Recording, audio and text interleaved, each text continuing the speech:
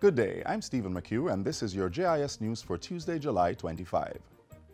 The Ministry of National Security is reporting a 5% reduction in 5 major crimes over the January to June period this year.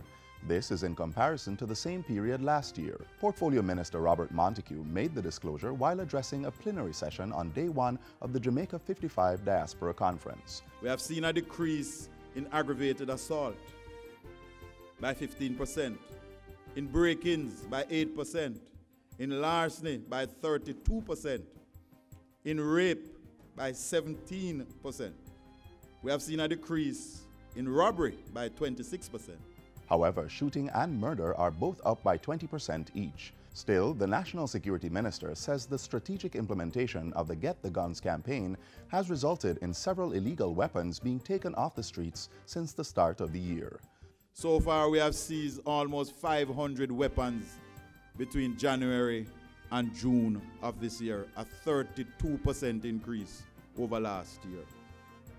And I also want to put on record that the price in the marketplace, based on intelligence, is that the price of an illegal weapon is cheaper than a legal weapon today in this country of ours. To boost the capacity of senior members of the police force, Minister Montego says 25 sport utility vehicles will be assigned to divisional and area supervisors this week.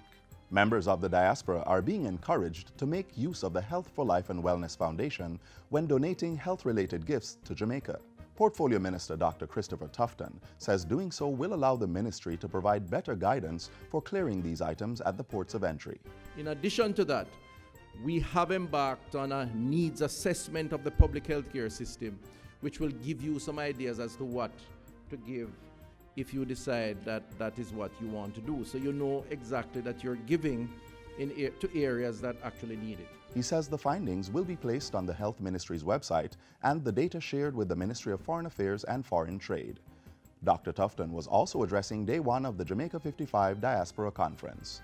In other health news, Minister Christopher Tufton has ordered an immediate review of security arrangements at public health facilities, in particular those that are vulnerable to incidents that could have traumatic and dire effects on healthcare workers. The ministry's permanent secretary is to lead the investigation. A statement from the ministry says the review is in response to the upsurge in reports of public health staff coming under undue pressure by rogues who seek to impose their will on the medical staff.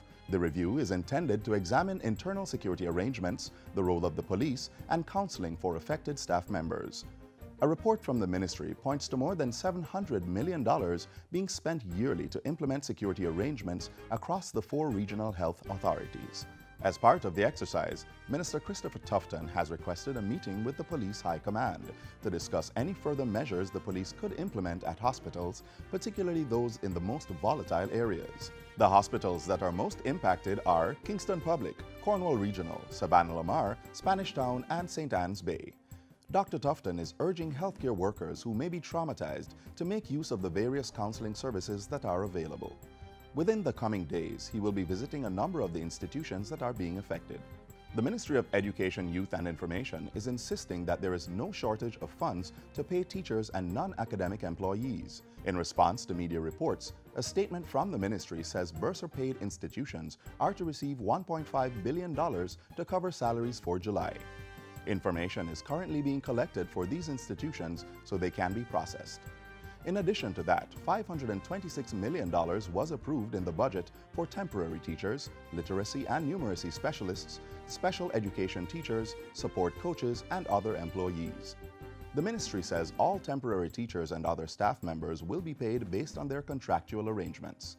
Schools are being encouraged to submit any issues or concerns they may have regarding salaries to their regional directors. Approval is to be provided by the end of July for schools to employ replacement teachers and make temporary arrangements for principals where necessary. The Office of the Prime Minister, OPM, has officially launched its Jamaica House petition portal, giving citizens the opportunity to lobby the government on matters of national importance. Through the portal, which was opened yesterday, OPM will consider petitions submitted by local groups and members of the public as part of its national consultation approach. The portal can be accessed via the website of the Office of the Prime Minister. OPM's Director of Communications, Robert Morgan, says it is in keeping with the government's mandate of transparency and accountability. And finally, a formal Governor-General's Independence Reception will be introduced this year, replacing the Independence Day Parade that's traditionally held at King's House. The inaugural reception will be held at King's House on Thursday, August 3 from 7 p.m. to 10 p.m. Going forward, the event will be held annually on a day between Emancipation Day and Independence Day, to be decided by the Governor-General's Independence Day Reception Planning Committee. It's being introduced by way of a cabinet decision taken on July 25, 2016. The new arrangement also enables the Jamaica Defense Force to mount the Grand Ceremonial Observation at the Grand Gala. The main objective for the reception is to showcase varying elements of Jamaica's vibrant and exciting culture and culinary arts to the international community. Invitees will be drawn from the diplomatic and international community, along with cabinet members, the parliamentary opposition, public sector, business community, academia, and the clergy. And that's it for JIS News Today. I'm Stephen McHugh. Thanks for watching.